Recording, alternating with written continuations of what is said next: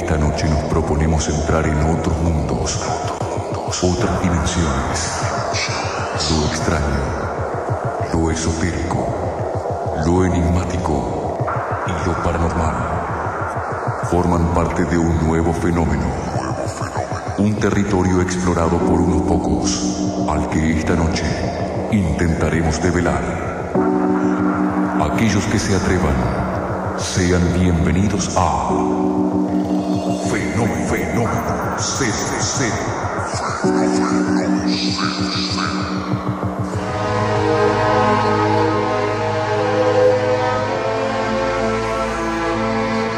Amigos, es el momento del relato, el momento donde Gladys, nuestra brujita, nos cuenta una historia, nos mete en el túnel del tiempo, nos lleva hasta un lugar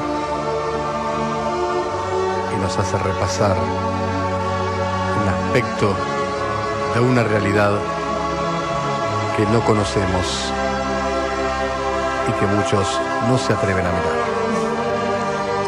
Sí, algunos pueden conocer, pero por ahí no saben realmente cómo fue la historia, ¿no? Bueno, lo que vamos a hablar hoy es de la Inquisición. Y se trata de que más o menos entre el siglo XII y el siglo XVII, en lo que tiene que ver con la Europa medieval, ¿no? Pasa que empieza a haber una fuerte creciente de lo que tiene que ver con el satanismo, que tenía que ver justamente con misas negras que se celebraban, en las que se hacían orgías y también se hacían sacrificios tanto de animales como de seres humanos. ¿Qué pasa? ¿Por qué sabemos que se llama satanismo? ¿Por qué este nombre? Porque justamente es el nombre que representa al demonio que manejaba justamente lo que tenía que ver con el poder y los bajos instintos, que es Satán o Satanás, que así se presentó él bajo este nombre con sus adoradores. Primeramente él lo que buscaba eran mujeres jóvenes y hermosas, que son las que las hacía también sus concubinas, y en las que iniciaba en todo lo que tenía que ver con los ritos satánicos, con la magia negra, y justamente para que pudiesen actuar en lo que eran las misas negras, que es justamente donde actuaba Satanás, ¿no? Pero ¿qué pasa? Después el demonio no se conforma únicamente con esto y empieza también a seducir varones que son los que convierte en magos negros. Y llega un momento en el que se empieza a infiltrar también en los conventos, con lo cual empieza a seducir a monjas, y en los monasterios se empieza a seducir monjes. Entonces, ¿cómo es la seducción a un monje? La seducción es como a cualquier persona. O sea, el demonio te tienta con un montón de cosas y en esa tentación, en esa seducción, vos aceptás o no seguirlo, ¿no? Lo que pasa es que justamente el problema es que dentro de la iglesia empieza a haber seguidores de Satanás. Entonces, ante esta creciente ola que estaba haciendo cosas realmente graves, después voy a nombrar cuáles eran algunas de las cosas, en el año 1231 el Papa Gregorio IX crea lo que se denominó la Santa Inquisición de la Depravación Herética, que estaba justamente asignada a buscar a los herejes, que eran aquellas personas que se habían apartado de la iglesia, pero apartado mal, y también a todas aquellas personas que estaban realizando lo que tenía que ver con el satanismo, ¿no? ¿Cómo apartarse mal de la iglesia? Claro, apartarse justamente, o sea, vos podés dejar de pertenecer a una religión y no hacer nada malo, pero supuestamente estas personas estaban hablando mal y estaban ensuciando la iglesia. O sea, no era algo muy trágico lo que tenía que ver con los herejes, pero sí era trágico lo que estaban haciendo los seguidores del demonio, ¿no? Entonces se crea este tribunal en el cual se empieza a perseguir a este tipo de cosas, ¿no? ¿Cómo actuaba el tribunal? El tribunal generalmente estaba al mando de un papa, el Papa tenía 3 o 4 inquisidores que a su vez trabajaban con 40 personas más que tenían que ver con laicos y personas del gobierno. El tribunal iba a un determinado pueblo, por ejemplo de Alemania, y en ese lugar se presentaba y ponía lo que se denominaba los 15 días de gracia. Dentro de esos 15 días de gracia, las personas que supuestamente después iban a ser consideradas como herejes o los que hacían actos satánicos, se podían presentar voluntariamente y su castigo iba a ser menor. Y también cuando se presentaban, ellos decían que si las personas estas no se presentaban y si además había gente que se encargaba de ocultar a los herejes o a los satánicos o bien de ayudarlos, a esas personas iban a ser también castigadas como si fuesen propiamente satánicos o herejes. Entonces, ¿qué pasa? En el año 1252, como la primera medida que toma la Iglesia era tratar de volver a la gente al recto camino, y dentro de esa vuelta al recto camino estaba lo que entraba el exorcismo, ¿no? Pero ¿qué pasa? El exorcismo era para expulsar espíritus impuros y mucha de la gente que estaban siguiendo al demonio no eran espíritus impuros, o sea, no estaban siendo dominados por un espíritu impuro. Entonces el exorcismo ahí no tenía ningún tipo de validez, tenían que buscar otro tipo de cosas. Entonces, ¿qué pasa? Inocencio IV, justamente en el año 1252, introduce la tortura. ¿Para qué? Para que las personas confesasen realmente qué es lo que estaban haciendo en esos ritos satánicos y por qué eran adoradores del demonio, ¿no? ¿Qué pasa? Mucha de la gente que se trató de castigar era gente inocente, porque la mayoría de los satánicos directamente ellos, muy felices de lo que hacían, decían que eran satánicos. Entonces directamente iban a la hoguera, no pasaban por las torturas. Pero ¿qué pasa? A toda la gente que se agarró, o sea, los que estaban dentro del satanismo, no eran los verdaderos magos negros, o sea, eran las personas que estaban dominadas por los magos negros. Los magos negros no se encontraron nunca, porque justamente estaban protegidos por Satanás. Una persona dominada, ¿qué aspecto presentaba? ¿A qué perfil respondía? Y una persona que totalmente fiel al satanismo, ¿no? Una persona que puede ser normal, pero que tiene sus... O sea, normal entre comillas, ¿no? Que bueno, que hacía un montón de cosas siguiendo al satanismo. ¿Pero era gente que tenía creencias diferentes o que ya obraba en contra de la Iglesia? Y sí, ya cuando te cuente los actos satánicos ya te vas a dar cuenta por qué, ¿no? ¿Qué pasa? Bueno, las torturas que implementan eran realmente atroces, porque las personas generalmente confesaban directamente lo que la Inquisición quería que confiesen. O sea, más allá de que fuesen culpables o no, muchos de los inocentes terminaban declarándose culpables porque no soportaban las torturas. Las torturas iban desde la flagelación, que consistía en desnudar a la persona hasta la cintura, y la persona era azotada con más de 40 azotes. Después estaba el que se denominaba el toro, que era atar a las personas a una madera o a una rueda por las manos y por los pies, o sea, las piernas estiradas y los brazos estirados, y se empezaba a tirar hasta que se producía la dislocación de los miembros, ¿no? Tanto superiores como inferiores. Después estaban también las tenazas, que consistían en unas pinzas que se ponían en los pulgares y que se iban apretando a modo de terminar reventando totalmente el dedo, ¿no? Realmente eran atroces las cosas que hacían. ¿E impulsado por la Iglesia? La Iglesia era la que estaba haciendo esto. Cuando Jesús siempre dijo que si te dan una bofetada en una mejilla, pongas la otra, ¿no? O sea, él trataba de llevar adelante el mal por el bien, ¿no? Nunca hacer mal por mal.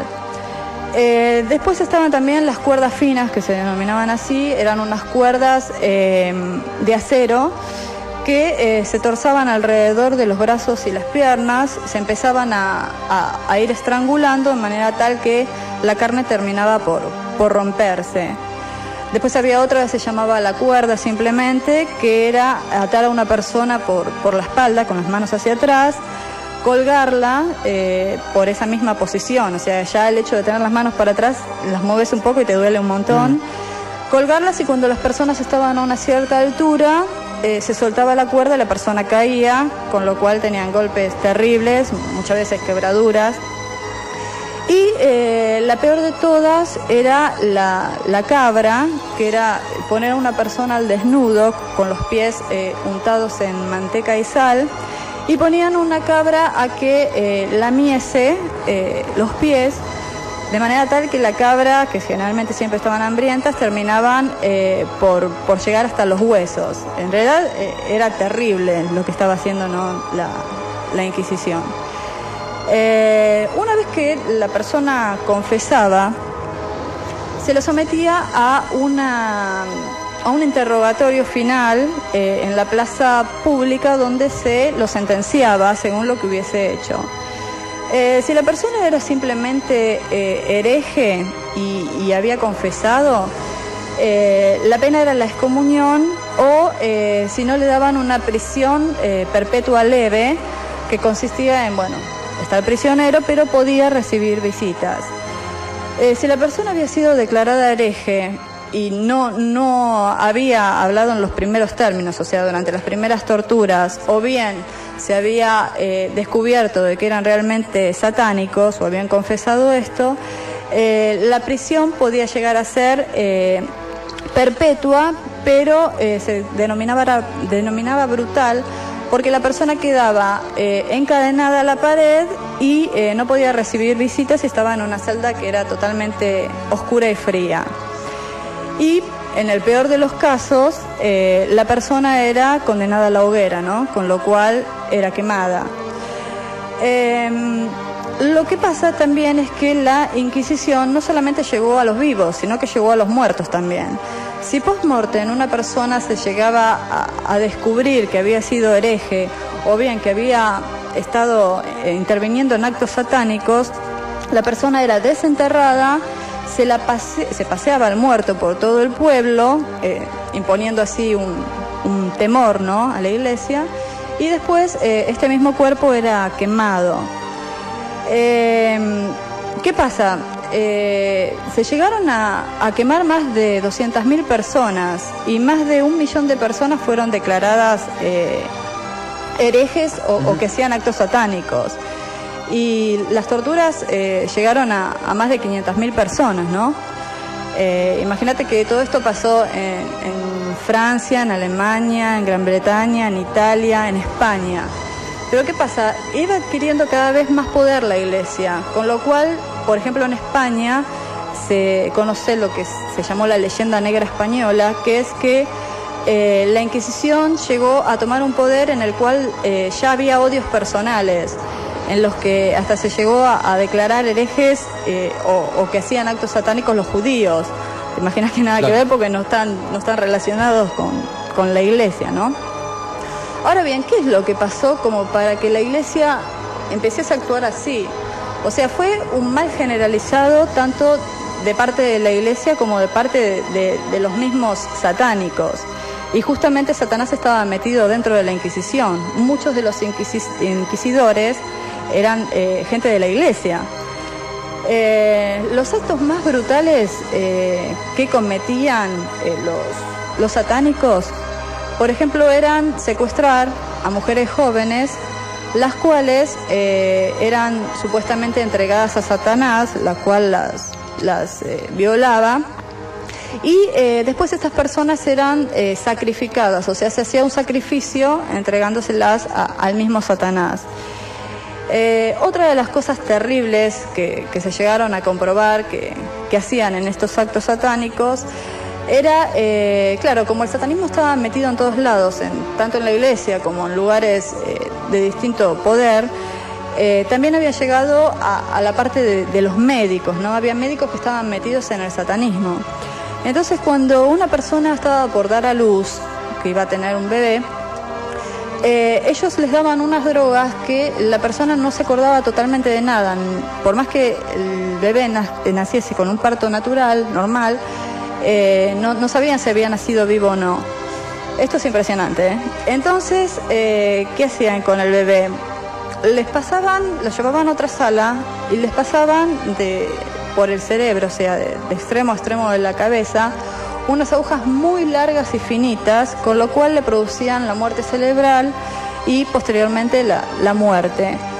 Entonces entregaban estos bebés a sus padres como que habían nacido muertos, y después estos bebés a la noche eran desenterrados por las personas que seguían los actos demoníacos, y eran llevados a una preparación especial en los que servían con un montón de hierbas, y se llegaba a conseguir una gelatina, que era una gelatina que se utilizaba para iniciar a ciertas personas en la magia negra, y también decían que tenía un poder sobrenatural que confería el mismo Satanás, por el cual las personas que se estaban iniciando iban a tener más vida y mayor poder, ¿no?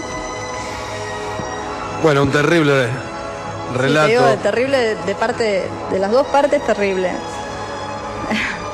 Y bueno, los métodos han cambiado, no la idea básica. Sí, gracias a Dios sí, en el 1610 empezó Holanda por abolir lo que tenía que ver con la Inquisición y justamente con lo que se denominó la casa de brujas, ¿no? De ahí en más los demás países. Bueno, vamos a ir con algunos llamados antes de terminar. Te pido que seas muy cortita, muy escueta en algunas respuestas porque no tenemos tanto tiempo. Marcelo de Avellaneda te pregunta si podés hablar algún día de los juegos de la llave. Sí, eso es la cleidomancia y bueno, si quieren hablo la semana que viene. Nicolás de Belgrano dice, ¿es verdad que los fantasmas o espíritus cuando se comunican con nosotros es para pedir ayuda? A mi tía se le aparece mi abuelo en sueños los días conmemorativos. No, muchas veces no, a veces piden ayuda y a veces se presentan por una invocación o hay veces que se presentan justamente por algo conmemorativo, ¿no? Para anunciar algo. Andrés del Centro dice, ¿es verdad que hay seres extraterrestres conviviendo con nosotros en la Tierra? En caso de ser cierto, ¿cómo los podemos reconocer? No los vas a reconocer, pero sí, está la teoría esa. Gustavo de Mar del Plata, ¿los tatuajes tienen alguna simbología de suerte o algo similar? Sobre todo los celtas. Sí, según lo que tengan tatuado, ¿no? ¿Alguna vez reconociste a un extraterrestre? Sí. Leonardo Tendría que haber preguntado si alguna vez vi un extraterrestre. No. Seguramente habrás tenido algún encuentro así de tercer tipo. Yo te digo de reconocer un extraterrestre tipo en el subte. No, en el subte no. Bueno, no en el subte, pero en una situación cotidiana urbana. ¿Te tengo que responder? Sí. Acá no. En Córdoba sí. Ok. Leonardo de Lomas, habitualmente sueño con lugares y personas que no conozco y después de un tiempo conozco esos lugares y personas. ¿Pueden ser rastros de una vida anterior? No, eso es clarividencia. Es adelantarte a un hecho futuro.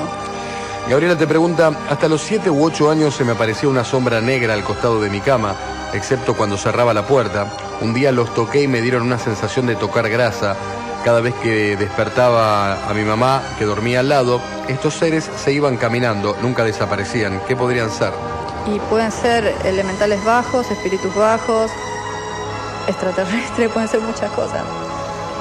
Hay que ver bien, me tendría que mandar un mail y especificarme bien cómo era, cómo se manifestaba, qué es lo que pasaba, ¿no? Y Germán llamó desde Rosario y pregunta si... Él dice, ¿puedo iniciarme en la magia blanca?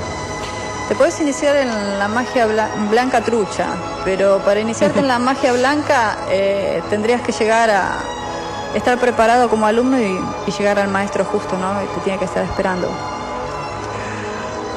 fenomenocero@internet0.com, fenogla@yahoo.com.ar, o la pueden ver a Gladys este viernes en el Doctor Down Festival directamente y le preguntan ahí lo que quieran. Sí, los que me quieran ver, que vayan temprano porque vamos a abrir nosotros por Cábala y bueno, va a estar bueno, tenemos un repertorio fuerte, así que ahí la con ven las a demás Gladys bandas y hablan con ella y la esperan después del show, sí. Se quedan y la acribillan a preguntas y le preguntan todas estas cosas, Bueno, Gladys, hasta el viernes te voy a decir entonces. Bueno, hasta el viernes, espero que puedas ir y nos vemos ahí. A The Cash. Y nos vemos en el Doctor Down Festival. Ya de todas las bandas, a Alexis Moura, a Tibio Tuile y a Totus. Bien, hasta la semana que viene, Gladys. Bueno, un beso. Chau a todos.